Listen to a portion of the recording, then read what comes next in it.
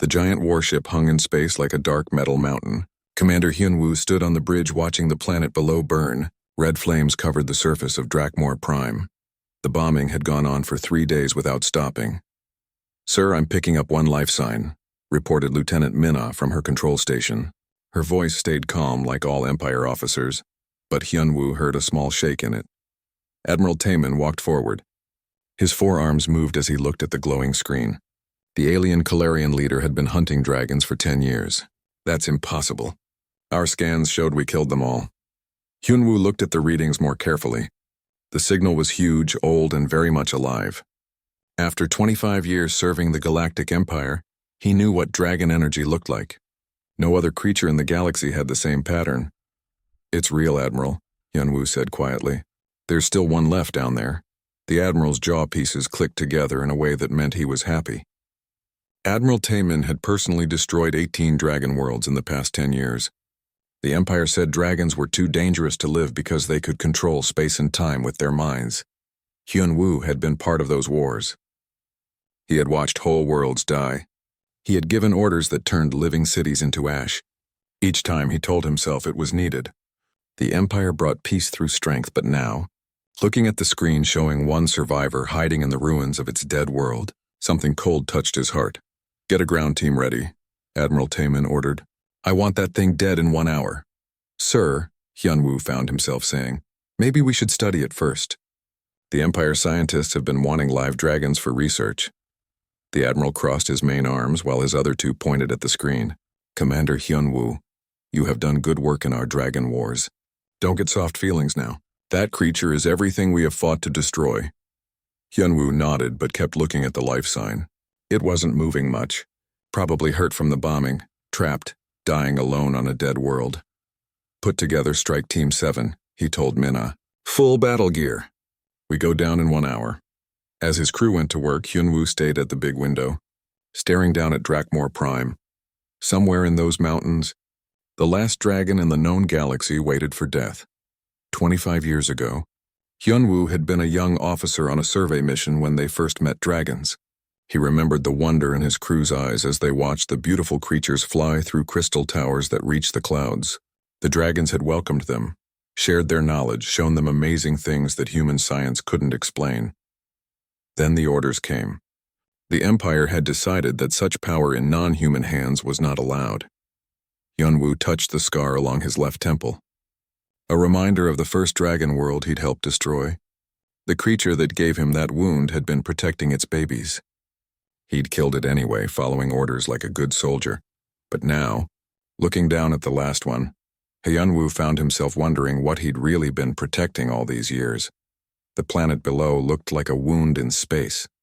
What had once been a world of crystal cities and singing forests was now just burning rock and poisoned air. The Empire called it victory. They called it peace. Hyunwoo called it murder. He thought about the files he'd read, the ones locked away in secret Empire records. Dragons hadn't attacked human colonies. They had simply refused to surrender their freedom. They had chosen to fight rather than kneel. Maybe that made them dangerous. Maybe anything that valued freedom over safety was a threat to the Empire's order. But as Hyunwoo watched the lonely signal pulse on his screen, he wondered if the real danger was something else. Maybe the real danger was a galaxy where only one way of thinking was allowed to exist. His communication device beeped. "Commander, Strike Team 7 is ready for deployment." Hyunwoo looked at his reflection in the dark window. He saw a man who had followed orders his whole life. A man who had never questioned whether those orders were right. Today that was going to change.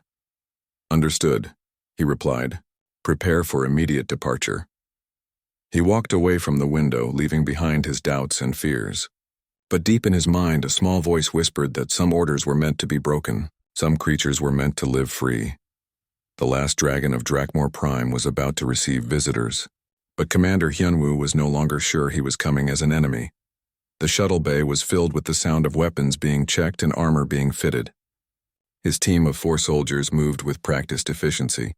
Sergeant Dong-ho, the explosives expert who'd served under Hyunwoo for 7 years. Corporal Ji-eun, their medic and communications officer. Private Kang-min, barely 20 but already responsible for 15 confirmed dragon kills. They trusted him completely. They would follow his orders without question, just as he had always followed his. But trust was a heavy burden when you weren't sure where you were leading people. "Sir?" Dong Ho approached, holding his heavy plasma rifle. "Thermal readings show the target is badly wounded.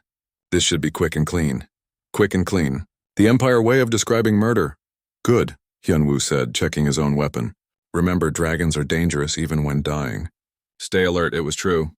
Dragons were dangerous. But maybe not in the way the Empire taught.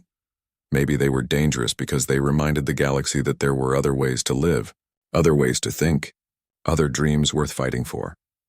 As the shuttle prepared to launch, Hyunwoo looked one last time at the readings from the planet below. The life sign was getting weaker. Soon it might fade completely. Soon the galaxy would be a little smaller, a little quieter, a little more empty, unless someone chose to make it different. The shuttle doors closed with a heavy clang that sounded like a cell door locking. But Hyunwoo couldn't tell if he was the prisoner or the guard. All he knew was that in 1 hour, he would face the last dragon in the galaxy, and then he would have to choose who he really was. The shuttle fell through the poisoned air of Drakmor Prime like a metal coffin seeking its grave. Commander Hyunwoo sat at the controls while Strike Team 7 prepared their weapons behind him. The team he trusted most in the galaxy. Sergeant Dong Ho, who had saved his life twice. Corporal Ji-eun, who could heal wounds that would kill most soldiers. Private Kang Min, young but deadly with any weapon. The dragon's energy signal grew stronger as they got closer. It came from deep caves in the burned mountains. Hyunwoo's instruments showed massive heat readings. The dragon was still alive but badly hurt. "Commander." Dong Ho's voice came through the comm system. "I'm reading strange energy patterns from the target area. The dragon might be trying to heal itself." Hyunwoo adjusted their flight path. Dragons were known for healing fast, but after 3 days of bombs falling from space, even their legendary powers would be weak. "Stay ready," he told his team. "Hurt dragons are often more dangerous than healthy ones." The shuttle landed on a flat area of rock overlooking the cave entrance. The land around them was destroyed beyond recognition. Twisted metal and melted stone where once a beautiful dragon city had stood. Their suits worked hard to filter out the radiation and poison in the air. As they walked toward the cave, Hyunwoo noticed something that made him stop. Carved into the stone above the entrance were symbols he recognized from Empire records. This wasn't just a cave. It was a sanctuary, one of the holy places where dragons came to die with honor. "Sir?" Ji-eun whispered. "The life readings are huge. Whatever's in there, it's massive." The cave went deep into the mountain. Its walls were lined with glowing crystals that gave off blue light. Their footsteps echoed in the silence. Each sound seemed to whisper blame. How many sanctuaries had Hyunwoo destroyed over the years? How many holy places had he turned into graveyards? They found the dragon in a huge chamber at the cave's heart. It was beautiful, even while dying. Golden scales, each the size of a dinner plate, covered a body that stretched 50 meters from nose to tail. One wing was broken, trapped under fallen rocks. Deep wounds leaked bright blood that pooled on the floor like liquid starlight. But it was the dragon's eyes that stopped Hyunwoo cold. Ancient beyond measure, filled with wisdom that seemed to look right through him. Those eyes held no hate, no anger. Only deep, endless sadness. "Target found," Dong Ho reported, raising his plasma rifle. "Permission to fire." Hyunwoo stared at the dragon. It wasn't moving to attack. It showed no signs of wanting to fight. It simply watched them with those impossibly old eyes. "Commander," Ji-eun prompted. "Your orders." The dragon moved slightly and Hyunwoo tensed, but the creature only turned its head to look directly at him. When it spoke, its voice came inside their minds instead of their ears, a telepathic whisper that carried the weight of ages. "So you have come to finish what your empire started." The voice was female, Hyunwoo realized. Ancient and tired, but definitely female. "You can speak," he said out loud, though he felt foolish for saying something so obvious. "I am Sujin of the Star-Touched Clan," the dragon replied. "Last keeper of the eternal flame. I have guarded the sacred knowledge of my people for 3,000 of your years." Kang Min shifted nervously. "Commander, should we—" "Wait," Hyunwoo ordered, never taking his eyes off Sujin. "You're the last one, aren't you? The last dragon in the galaxy." "I am." Her mental voice carried endless tiredness. "My children are ash. My world is ash. Soon I too will return to the cosmic dust from which all life comes. Hyunwoo felt something break inside his chest. The Empire says dragons are dangerous, that you threaten galactic peace. Sujin's laugh was like wind chimes in a gentle breeze, beautiful and heartbreaking. Dangerous. Yes, we were dangerous. We were dangerous to ignorance, to hatred, to the small-minded tyranny your empire represents. We taught the younger races to reach for the stars, to dream beyond the boundaries of their worlds. Such things are indeed dangerous to those who rule through fear. You attacked our colonies, Hyunwoo said, but even as he spoke the words, they felt empty. He'd seen the files, the real ones, locked away in classified Empire records. The dragons hadn't attacked anyone. They'd simply refused to submit. We defended ourselves, Sujin replied. When your ships came with demands for surrender, when your empire said we must kneel or die, we chose to stand, as any free beings would. Sergeant Dong-ho was getting impatient. Commander, we have our orders. The Admiral expects confirmation within the hour. Hyunwoo looked at his team, then back at the dying dragon. Sujin's eyes never left his, and in their depths he saw something that shook him to his core. He saw himself, not as the loyal Empire commander he'd trained to be, but as he truly was. A killer of innocence, a destroyer of beauty, a servant of tyranny. Tell me, he said quietly, if I let you live, what would you do? Sujin's broken wing moved slightly. I would die anyway, human. My wounds are beyond healing, my world is poisoned, but I would die as a free being, not as a victim of your empire's fear. Sir, Ji-un stepped forward. The Admiral's expecting our report. Hyunwoo felt the weight of 25 years pressing down on him. 25 years of following orders, of being a good soldier, of never questioning the rightness of his cause. He looked at Sujin, the last dragon in the galaxy, dying alone in her sacred sanctuary while Empire soldiers prepared to murder her for the crime of existing. Around the chamber, ancient dragon writing covered the walls, stories of heroes and teachers, of knowledge shared freely across the stars, of a people who had spent 10,000 years helping younger races grow and learn. All of it would die with Sujin. All that wisdom, all that beauty snuffed out because the Empire feared what it couldn't control. Commander, Dong-ho's voice was getting sharp. We need to complete the mission. Hyunwoo looked at his weapon, then at Sujin, then at his loyal team. These were good soldiers. They trusted him completely. They would do whatever he ordered without question, just as he had always done for the Empire. But standing here in this ancient sanctuary, surrounded by the last remnants of a dying people's greatest treasures, Hyunwoo finally understood what he'd really been fighting for all these years. He'd been fighting for a galaxy where only one voice was allowed to speak, where only one way of thinking was permitted to exist, where beauty and wisdom were crimes punishable by death. Stand down, he ordered his team. Sir, Dong-ho's voice was confused. I said stand down. Hyunwoo lowered his weapon completely. We're not killing her. The silence in the cave stretched like a held breath. Hyunwoo could hear his team's shocked breathing through their comm units, could feel their confusion and growing alarm, but he could also feel something else. Something he hadn't felt in 25 years of faithful service. He felt free. The silence in the cave stretched like a wire ready to snap. Commander Hyunwoo could hear his team's heavy breathing through their comm units. He could feel their confusion and growing fear. Commander, Dong-ho said carefully, maybe you need to think again. The Admiral's orders were clear. The Admiral isn't here, Hyunwoo replied, not taking his eyes off Sujin. The dragon watched him with what might have been hope. Her massive head tilted slightly to one side. Sir, with respect. Ji-un stepped forward. This is treason. You know what happens to officers who disobey direct orders about dragon killing. Hyunwoo knew exactly what happened. He'd seen 3 court trials over the years, had watched as officers who showed mercy were stripped of rank and sent to the mining colonies on Kepler 7. None of them lived more than 6 months in those hell worlds. Private Kang Min, he said quietly. What did they tell you about dragons at Empire Military School? The young soldier moved uncomfortably. Sir, they said dragons were a threat to galactic peace, that they used their mind powers to control other species and make them serve dragons. Hyunwoo pointed toward Sujin. Look at her, Private. Really look. Does she seem to be controlling anyone? Kang Min studied the wounded dragon with obvious fear. Sujin remained still except for the slow rise and fall of her breathing. Her blood continued to pool on the chamber floor, its strange glow getting dimmer with each passing minute. No, sir, she looks like she's dying. Because she is dying, Hyunwoo said. And she's dying alone on a dead world because we decided her entire species was too dangerous to live. Sujin's voice whispered through their minds again. Young soldiers, your commander shows wisdom beyond his years. Few humans have ever seen past the lies their empire tells. Dongho raised his rifle slightly. It's trying to control us, Commander. This is exactly what they warned us about. No, Hyunwoo said firmly. She's trying to talk to us. There's a difference. He turned to face his team fully, seeing his own doubts and fears reflected in their eyes.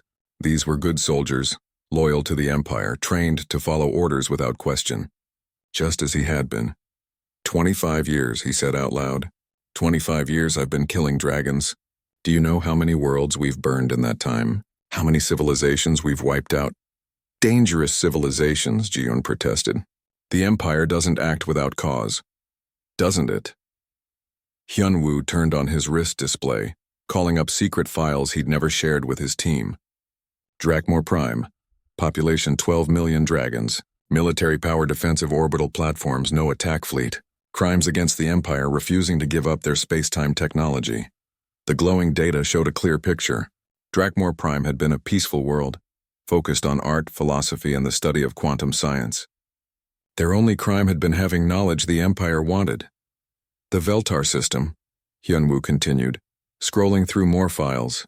Population 8 million dragons, 4 million allied species. Military power minimal, crimes providing shelter to refugees from Empire expansion. With each entry, he watched his team's certainty begin to crack.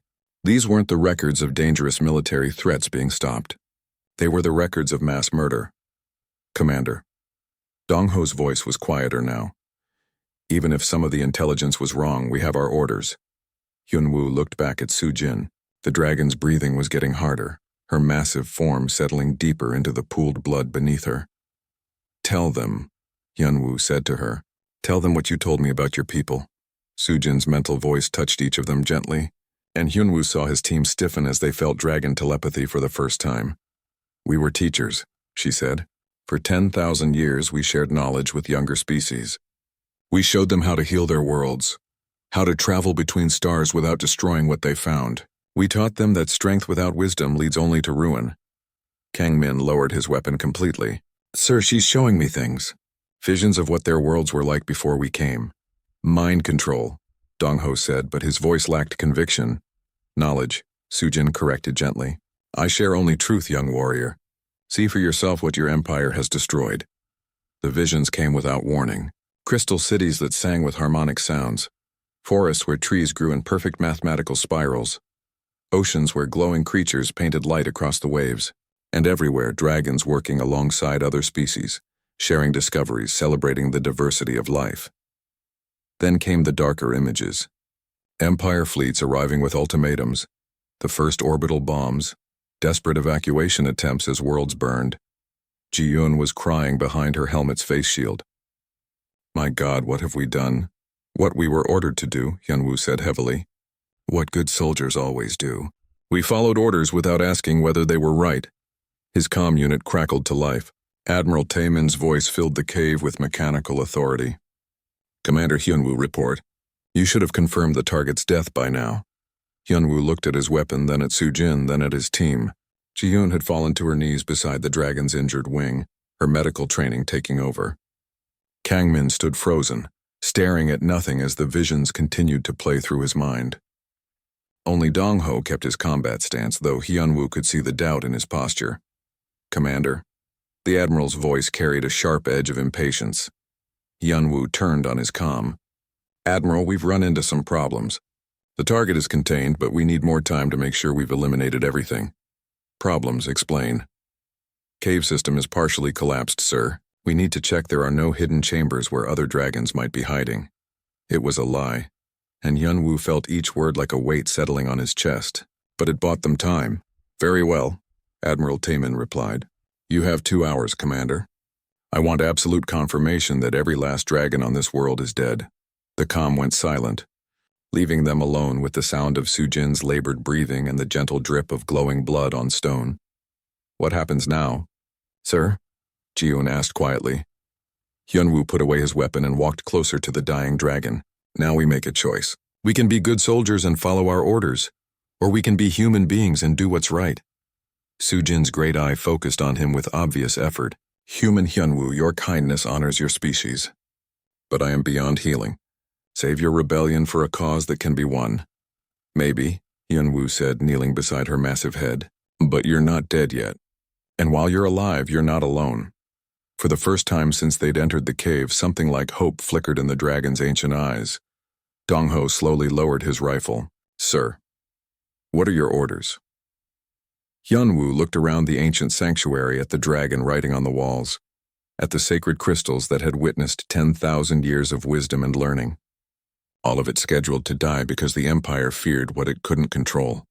We're going to save her, he said simply. We're going to get the last dragon in the galaxy to safety. The words hung in the air like a challenge to the universe itself, and deep in her failing heart, Sujin began to believe that miracles might still be possible. Commander Hyunwoo made his decision in the silence between heartbeats. He watched glowing blood flow from wounds that told the story of 3 days of bombing. He turned to his team, seeing his own change reflected in their eyes. Dongho, can you access the shuttle's medical bay from here? The sergeant hesitated. Sir, even our best trauma systems aren't made for dragon bodies. But they're made to keep critical patients alive until proper treatment can be found, Jiun said, her medic training taking over. If we can slow the bleeding, reduce the damage to her system. She's dying anyway, Kangmin said quietly. The radiation alone, Sujin's mental voice touched them with gentle humor. Young ones, I have survived the death of stars and the birth of galaxies. A little radiation will not kill me so easily. Hyunwoo turned on his tactical display, studying the cave system's layout. There are deeper chambers beyond this one, natural rooms that would protect against radiation. If we could move you? I cannot fly, Sujin interrupted. My wing is broken, my strength fading. Even if you could heal my wounds, I would still be trapped on this poisoned world. Then we get you off-world, Hyunwoo said simply. The silence that followed was deafening. Dongho stared at his commander as if seeing him for the first time. Jiun's hands had gone still where she was checking the dragon's injuries. Kangmin took a step backward. Sir, Dongho said carefully, that would be direct treason against the Empire. Not just disobeying orders, but actively helping a priority target. Yes, it would be. They'll execute us all. After torturing us for information about any helpers. Yes, they will. Dongho was quiet for a long moment. Then how do we get a 50-meter dragon onto our shuttle without Admiral Taemin noticing? Despite everything, Hyunwoo found himself smiling. We don't. We get her to a ship big enough to hold her. The cargo bays on the Imperial Fist are watched constantly, Jiun pointed out. Even if we could somehow sneak her aboard, where would we go? Every world in Empire space has orbital sensors. Sujin raised her massive head with visible effort. There are worlds beyond your Empire's reach, young healers. Places where my people once lived, now empty but still livable. The Outer Rim, Hyunwoo breathed. The unexplored sectors. Not unexplored, Sujin corrected gently. Simply forgotten by your species. We mapped those stars long before humans left their birth world. Kangmin turned on his scanner, running analysis on the dragon's life signs. Sir, her quantum field is still active. Weak but present. If the stories about dragon navigation abilities are true, they are true, Sujin confirmed. Give me starlight and open space, and I can guide you to worlds your Empire has never seen. Hyunwoo's comm crackled again. Commander Hyunwoo, status report. Still clearing the cave system, Admiral. We found evidence of additional chambers. Speed up your mission, Commander. I want to clear this system within 6 hours. Understood, sir. Hyunwoo cut the connection and turned to his team. I'm not ordering any of you to follow me. This is career suicide at best, execution at worst. Anyone who wants to complete the original mission can do so with my recommendation. Dongho checked his weapon's power cell, then looked directly at Hyunwoo. Sir, I've served under you for 7 years. You've never led us wrong yet. This is different, Hyunwoo warned. Yes, sir. This time we're choosing to be on the right side. Jian had started checking Sujin's wounds again. I can keep her stable enough for transport, but we'll need the shuttle's full medical suite. And she'll need to be conscious to help us navigate. The pain will be considerable, Sujin warned. I'll manage the pain, Ji-eun said firmly. You just stay alive. Kangmin was studying his scanner readings with growing excitement. Commander, I'm detecting something in the deeper caves. Energy signatures consistent with dragon technology. Hyunwoo followed the young private deeper into the cave system, their lights showing walls covered in detailed crystal formations. In a chamber beyond where they'd found Sujin, ancient machinery hummed with subtle power. A quantum beacon, Sujin explained as her mental voice followed them. We use such devices to communicate across star distances. It still works, though it has been silent for many years. Can you use it to contact other survivors? Hyunwoo asked hopefully. There are no other survivors to contact, she replied sadly. But I can use it to map safe routes through space, to identify worlds where the Empire has no presence. Dong-ho was examining the alien technology with professional interest. If we could adapt this to our shuttle's navigation system. The quantum frequencies are incompatible with Empire technology, Sujin said. But if you bring me to your ship, I can interface directly with your navigation computers. My kind learned long ago to speak with machines as well as minds. Hyunwoo felt pieces of a desperate plan beginning to form. The Imperial Fist has a cargo shuttle bay large enough for emergency landings. If we could create a distraction, disable the monitoring systems. Sir, Jiun interrupted, even if we got her onto the ship, how do we get past the orbital sensors when we leave? We don't, Hyunwoo realized. We make them think we're dead. He turned on his wrist display, calling up the ship's technical specifications. The Imperial Fist carried standard Empire emergency pods, designed to evacuate crew in case of catastrophic system failure. Emergency Pod 7 is scheduled for maintenance rotation next week, he said, scrolling through duty schedules. It's been isolated from the main systems for the past 3 days. You want to fake our deaths and escape in a maintenance pod? Dong-ho asked, incredulously. I want to fake our deaths and escape in a maintenance pod that's been modified with dragon navigation technology, Hyunwoo corrected. With a living dragon to guide us to safety. It was insane. It was impossible.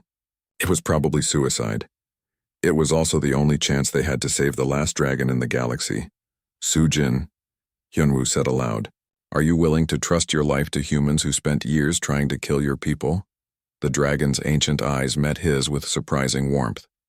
Human Hyunwoo, you and your companions have already proven that trust is not misplaced. Your species may yet surprise the galaxy. Then let's get you home, Hyunwoo said. Let's get you to the stars.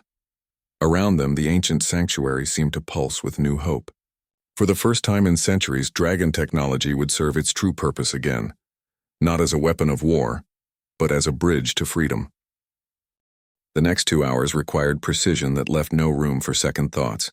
Commander Hyunwoo uploaded false sensor data, while Dong-ho rigged explosive charges in the cave's outer chambers. Jiun worked frantically to stabilize Sujin's injuries, using a combination of Empire medical tech and improvised techniques that no military manual had ever covered. The nanosutures are holding, she reported, her voice tight with concentration. But moving her is going to reopen everything. The blood loss alone could kill her. Sujin's mental voice remained steady despite her obvious pain. I have endured worse, young healer. Focus on what must be done. Kangmin had spent the time connecting the dragon's quantum beacon with their shuttle's communications array. I think I've got it, sir. The frequency's completely alien. But if she can channel her telepathic abilities through our transmitters, I can guide your ship's navigation systems directly, Sujin confirmed.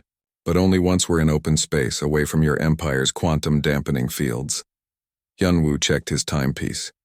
Admiral Taemin would expect their report soon. Dong-ho, status on the charges. Set and ready, sir.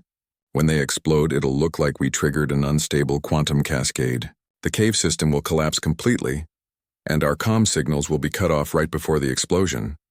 It would buy them time, but not much. Once the Admiral realized they weren't responding to emergency signals, he'd send down investigation teams. Jiun, can she be moved? The medic looked up from where she was sealing the last of Sujin's major wounds. It'll hurt terribly, but yes. The trauma system should keep her stable for a few hours. Then we go now. Moving a 50-meter dragon through a cave system designed for much smaller beings proved nearly impossible. They had to widen several passages with controlled explosions, support Sujin's weight with gravity lifters improvised from their equipment, and constantly monitor her vital signs as they navigated the dangerous path to the surface. Twice she nearly lost consciousness from blood loss. Once her quantum field flickered so badly that Kang Min thought she was dying. But Su Jin endured, her ancient will focused on the promise of starlight ahead. When they finally reached the shuttle, Hyunwoo faced their next impossible challenge, fitting a dragon into a craft designed for human-scale passengers. The cargo bay was barely adequate, requiring them to remove everything non-essential and reconfigure the interior space completely. Life support's going to be marginal, Dong-ho reported as they sealed Su Jin into the makeshift compartment. Oxygen recycling, temperature control, artificial gravity were pushing every system beyond design specs. Do what you can, Hyunwoo ordered, taking his place at the pilot's controls. We only need to make it to the ship. The flight up through Drakmor Prime's toxic atmosphere was terrifying. The shuttle groaned under the unbalanced weight distribution. Atmospheric processors screamed warnings about contamination levels, and Su Jin's quantum signature interfered with half their navigation systems. But they made it. The Imperial Fist loomed above them like a metal mountain, its weapon arrays tracking their approach with automated precision.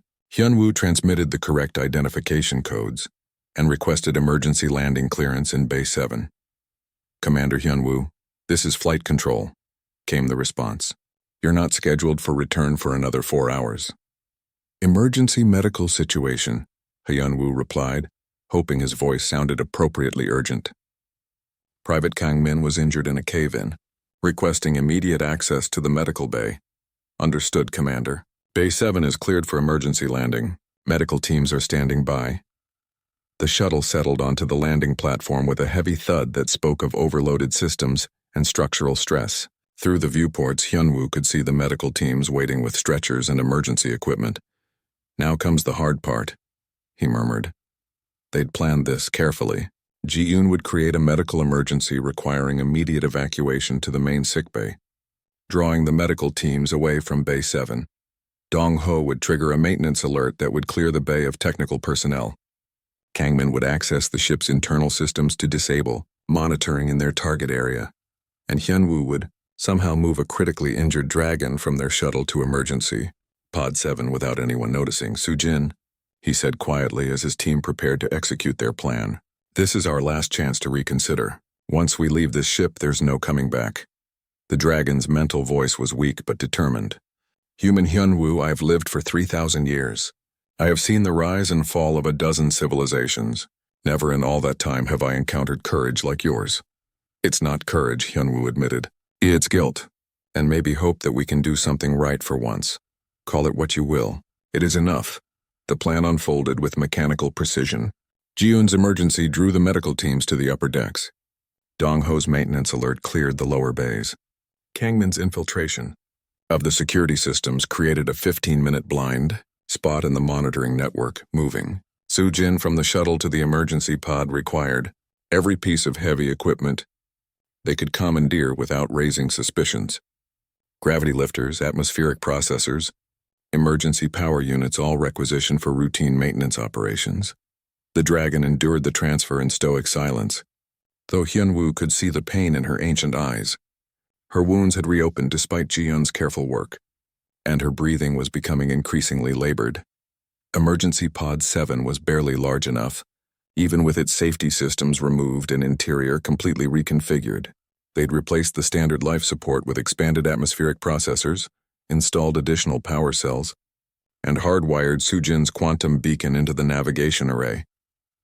Life support's good for maybe 72 hours, Dong-ho reported as they made final preparations. After that, we'll need to find a habitable world or this becomes a very expensive coffin. 72 hours is enough, Su Jin assured them, her mental voice growing stronger as they prepared for launch. I know of worlds where the air is sweet and the quantum fields run pure. Trust in old knowledge, young ones. Hyunwoo took his place at the pod's pilot station, a chair designed for emergency evacuation, not interstellar navigation. His hands shook slightly as he activated the launch sequence. Admiral Taemin will know we've betrayed the Empire the moment we launch, he said. They'll hunt us across the galaxy. Then we'd better make sure they never find us, Ji-yoon replied, settling into the co-pilot's seat. The emergency pod's engines came online with a subtle vibration that spoke of well-maintained Empire engineering. On the tactical display, Hyunwoo could see the Imperial Fist continuing its orbital bombardment of Drakmor Prime, unaware that the last dragon was already free. "Launch in 10 seconds, he announced. "Everyone ready?" "Ready, sir," came the unanimous response. Soo-jin. "Ready, human Hyunwoo." "Ready to see the stars again." Hyunwoo's finger hovered over the launch control. Once pressed, there would be no going back. They would be fugitives, traitors to the empire they'd served faithfully for decades. They would also be the only hope for preserving something beautiful that the galaxy was determined to destroy. He pressed the button. Emergency Pod 7 shot away from the Imperial Fist like a bullet, its small but powerful engines carrying them toward the outer system at maximum acceleration. Behind them, Hyunwoo could see the massive dreadnought continuing its methodical destruction of a dead world. "Navigation online," Kang Min reported. "Quantum beacon is interfacing with our systems." "Course laid in," Soo-jin's voice whispered through their minds, now carrying a note of anticipation that hadn't been there before. "Destination the Singing Gardens of Velnathi Prime. My people called it the Sanctuary of Last Light." "How far?" Hyunwoo asked, watching their fuel reserves with growing concern. "Not far by dragon reckoning. Your empire never reached the inner spiral arms." On the display, a star chart appeared that no human had ever seen.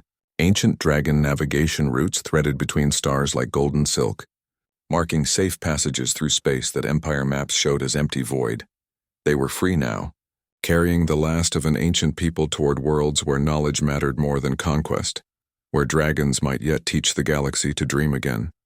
Velnathi Prime rose before them like a jewel set against the black of space.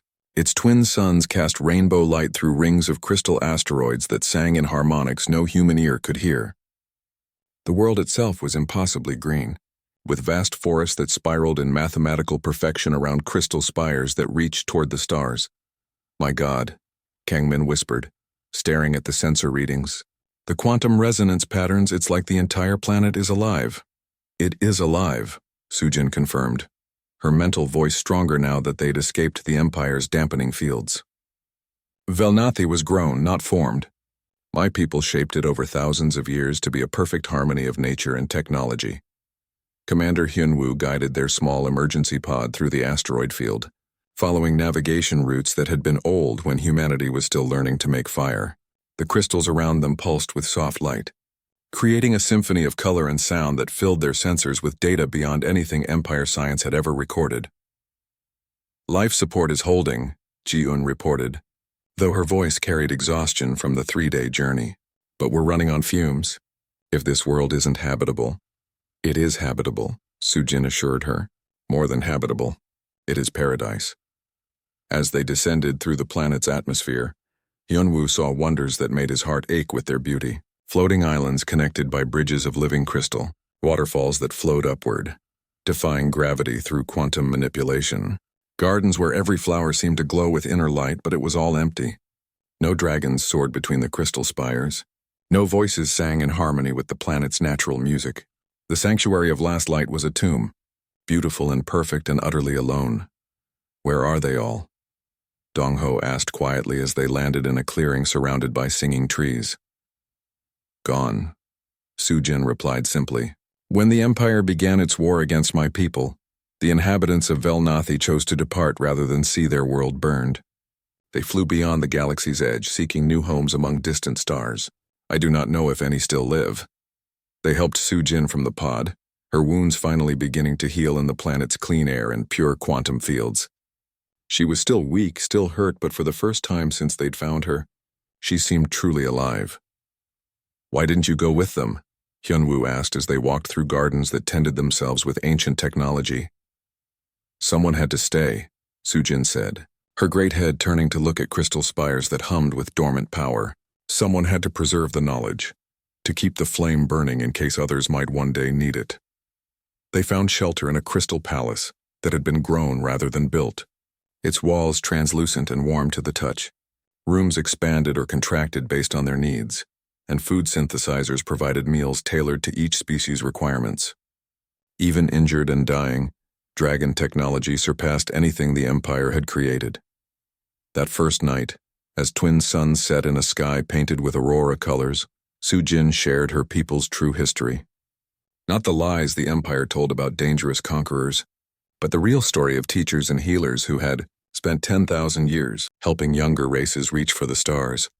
We were never perfect, she admitted, as they sat in a garden where flowers sang lullabies. We made mistakes, showed too much pride, sometimes forgot that wisdom must be earned rather than given. But we never sought to rule through fear. What will you do now? Ji-yoon asked. You're free, but you're still alone. Su-jin's ancient eyes turned toward the stars visible through the crystal dome above them. I will heal. I will remember. And I will wait. Wait for what? For others like you. For humans who choose compassion over conquest. For the young races who will one day grow tired of the Empire's tyranny and seek another path. Over the following days, as Su-jin's strength returned and their small group learned to live in harmony with Velnathi's wonders, Hyun-woo began to understand what they had really saved. Not just the last dragon, but the last keeper of knowledge that could transform the galaxy. The quantum beacon in their emergency pod began receiving signals. Not from the Empire, which had declared them dead, but from other sources. Rebel groups fighting against Imperial expansion. Colonies seeking independence. Even some Imperial officers who had begun to question their orders. The word is spreading, Kang Min reported, his young face bright with excitement. There are others out there who want change. Change comes slowly, Su-jin warned, but her mental voice carried hope. But it does come, for those patient enough to nurture it. Months passed. Their small group grew as others found their way to Velnathi Prime, a former Imperial scientist named Dr. Young-soo, who brought medical knowledge to help heal Dragon Technology's guardians. A rebel pilot called Captain Hae-won, who carried news of successful uprisings in the Outer Rim. Even a few young dragons, survivors who had hidden in distant star systems, following ancient songs that called them home. Hyun-woo watched it all with wonder and growing responsibility. He had been a soldier, trained to follow orders and destroy enemies. Now he found himself becoming something else. A protector, a teacher, a bridge between species that had been taught to fear each other. You have given me the greatest gift possible, Su-jin told him one evening as they watched young dragons learning to fly again among the crystal spires. You have given me hope for the future. What future? Hyun-woo asked. The Empire still controls most of the galaxy. They still hunt dragons wherever they can find them. The Empire rules through fear, Su-jin replied, her great form silhouetted against the aurora-painted sky. But you have shown that even their most loyal soldiers can choose a different path. That choice will spread, human Hyun-woo. Like seeds on the wind, it will find fertile ground in hearts that are tired of hatred. She was right. Reports continued to come in through their hidden network. Imperial officers defecting with their crews, entire colonies declaring independence. The dragon genocide had been the Empire's greatest triumph and its greatest mistake, because it had forced people to choose between following orders and following their conscience. And more, they were choosing conscience. Years later, when historians would write about the fall of the Galactic Empire, they would point to many causes. Economic collapse, military overextension, the rise of the Rebel Alliance. But Hyun-woo knew the real truth. The Empire fell because a small group of soldiers chose to save the last dragon instead of killing her, because they chose hope over fear, wisdom over strength, and freedom over safety. On Velnathi Prime, in gardens where crystal flowers sang to the stars, the future was being born. Not through conquest or war, but through the simple revolutionary act of showing compassion to an enemy. The Empire had demanded the death of the final dragon. Instead, they had given birth to something far more dangerous to tyranny. They had given birth to hope. And hope, once kindled, burns forever among the stars.